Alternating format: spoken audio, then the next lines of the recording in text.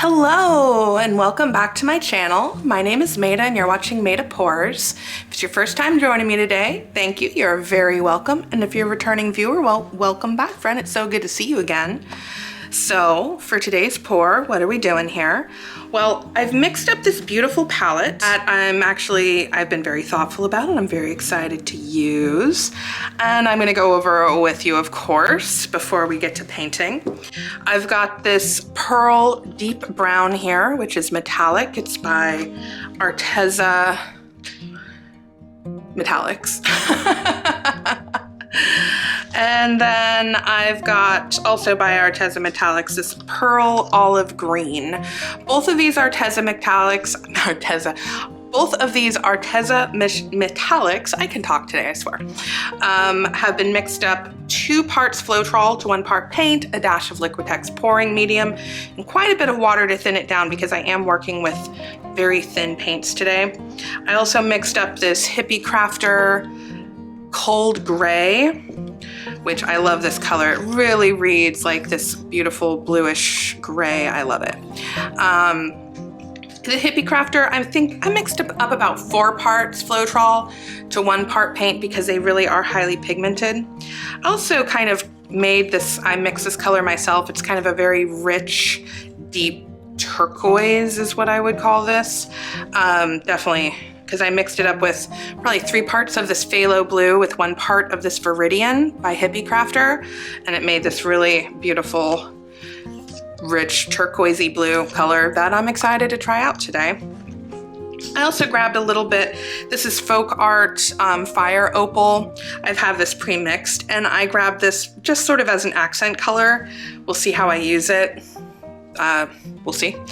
And then for my base, or my more of a puddle than a base today, I think, I'm using satin enamel in soft linen. So it's not white, but it's a very light creamy color.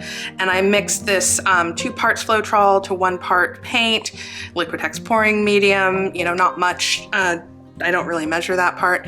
And then quite a bit of water to thin it down. I have this mixed very thin. So very thin paints today. I'm calling this tentatively a ribbon and pearl pour. We'll see how it all goes. Yeah, I'm gonna be painting on a 20 by 20 inch canvas today, a level 3, so it's a nice canvas. I hope this turns out. I'm focusing on just being creative, having fun, and finding composition I like, and just playing with the piece until I've created something that I love. That's what we're doing today. It's kind of a creativity pour. So we'll see how it turns out. Let's get going. I am going to layer some cups here, so let's get going with that. Let's go. So I am going to set aside some of this linen color, just so that if I want to make my own pearls, I kind of have the set to the side. This is going to be the base puddle, whatever, whatever you want to call it. I would call it a puddle for this, for what I have in my mind.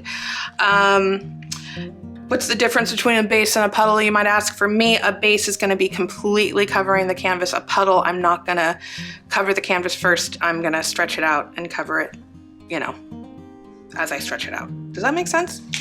I don't know if that just made sense. You'll see what I mean. Okay, so I've got this empty cup right here. And I'm just gonna do, not a lot, but I'm going to layer these colors down.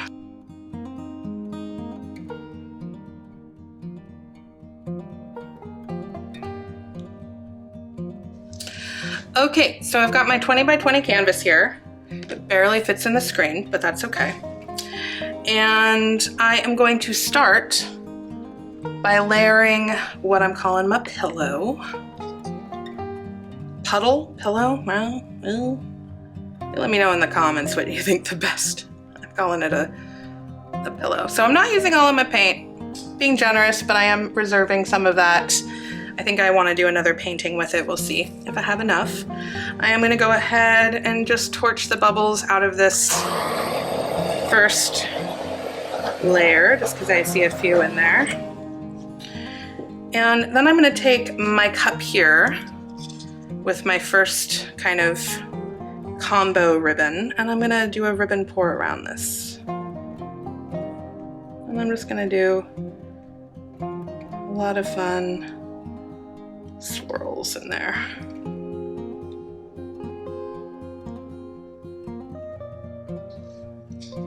Okay, so that is my first ribbon, so to speak. I'm gonna come in with a little bit of my green, do some swoops. Come in with a little bit of my dark turquoise, do some swoops.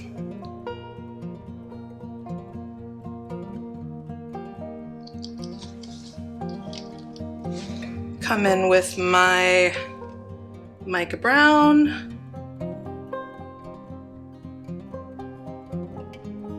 Doing some swoops. Swoops is a very technical term. And now my cool gray.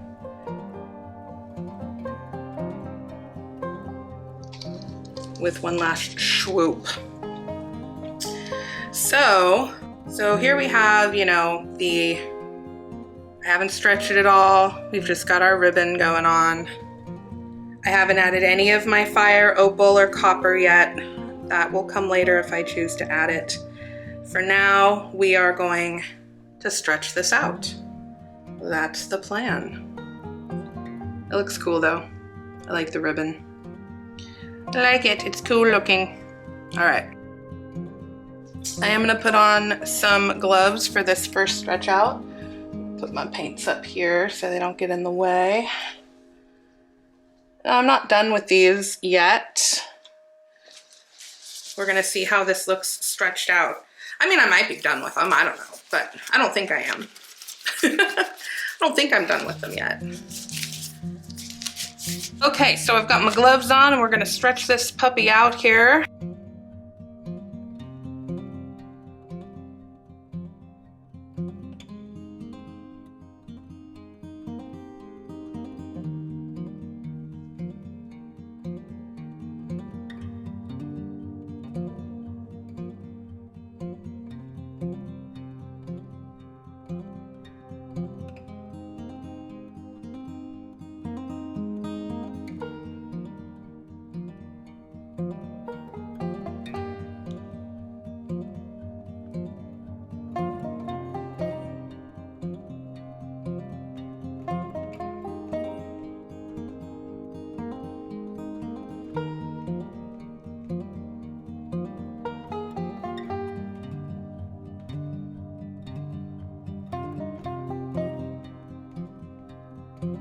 So kind of just here it is standing, first tilt, nothing added yet.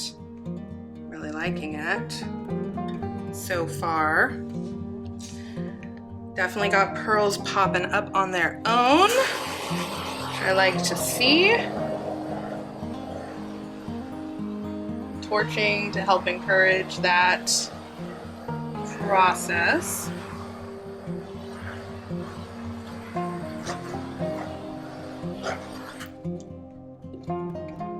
Now, I'm already really liking the flow of this, how it sort of has empty space here in the corners, but it flows down the page. It has like a, flows down the canvas. It really has like a cool, watery, vibey effect. I was planning on using this fire opal, but now that I'm standing here looking at this, I really just want to use some of my iridescent gold fine as an accent. I want it to feel softer, less of a, I mean, I want the contrast, but, so I'm gonna take this, and it's in a squeeze bottle, so that's one of the reasons why. Okay, so it's in a squeeze bottle, and I'm going to take it, and I'm just going to add some, going with the flow of the existing piece.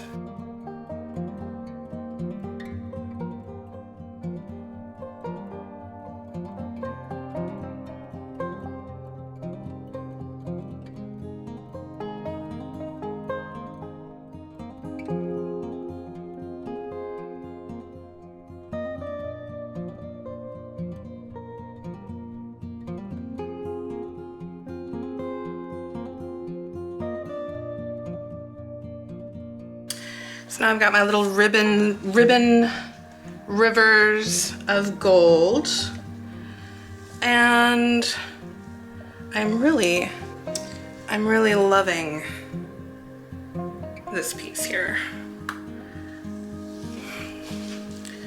So my pearls are already starting to form, but I do want to add. So my green, my olive, and my brown is really subtle in this piece, which is, you know, just what it is. But I do want to add just a little bit more of it. Not a lot of it, just a little bit.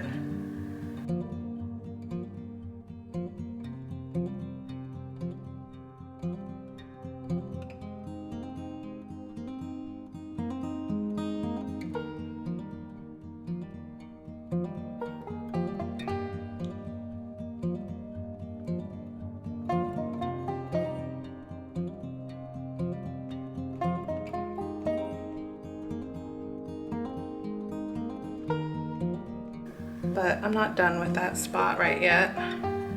It's not done at all. Okay, so this is sort of, I don't think I'm done yet, but I love what's happening. The pearls are definitely forming on their own. I haven't added anything myself. Have I finally cracked my recipe? Is it just adding more water? That might be it.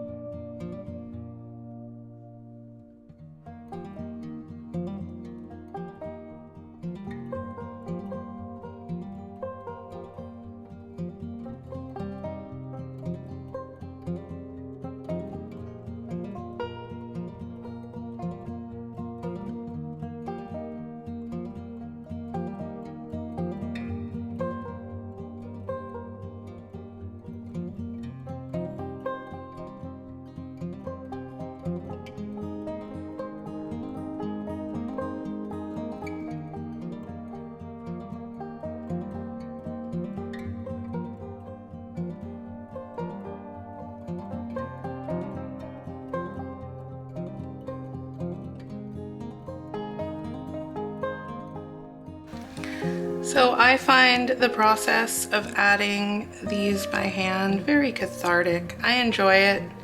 I like the look of them. It's of course a totally impersonal matter of aesthetic, but I like them. I think it's fun.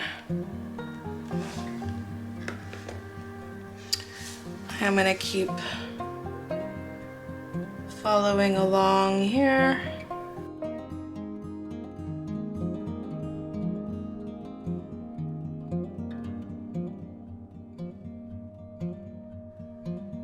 When I first started acrylic pouring, I feel like there's different stages you go through with acrylic pouring. In the beginning, it's really all just about like figuring out how to mix your paints properly, I would say, and you know, like color theory is really an important thing to start to understand, and then as you go on, you know, you start thinking about the composition, and it's, you know, it's like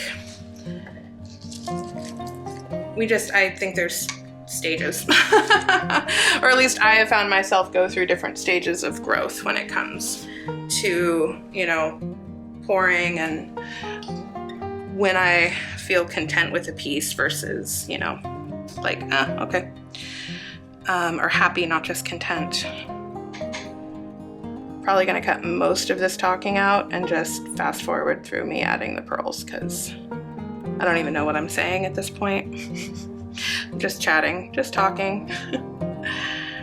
But I don't know, what do you think? What level, what stage, what place do you consider yourself to be in acrylic pouring? You know, are you still in those very beginning stages where you're just trying to like learn the vocabulary and the mediums you use and best ways to mix things?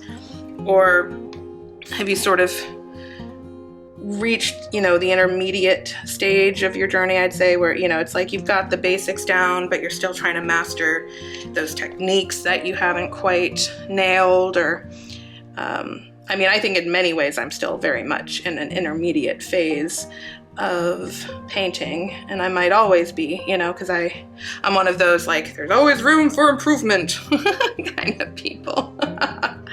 At least when it comes to myself. But I definitely enjoy, you know, I am also not unaware of, you know, my personal growth when it comes to my paintings and my choices and all of, you know, my confidence level and techniques, or confidence level and when I mix paint and how well it's gonna go together, you know? Which does not mean I don't have like pieces that I still have my epic fails as well, I guess is what I'm trying to say. So yeah, okay, I love this painting. I would love to hear what you think about it as well. Okay, I am gonna bring you in for a close-up here. I absolutely love the details of this piece. I think that it just has a really subtle, soft feeling to it, but it's got so many beautiful details. Look it right in here. See if I can get it to focus. Look at that. Look how pretty that is. I would love to hear what you think about this piece in the comments. As always, if you enjoyed this video, you know, hit that thumbs up button. It really helps out with the old algorithm. And if you enjoy watching acrylic paint pouring tutorials, well, consider subscribing to my channel, because that's what I do here. And please check out the link in the description to my Facebook group. I would absolutely love to continue the conversation over there. And yeah, thank you so much for watching.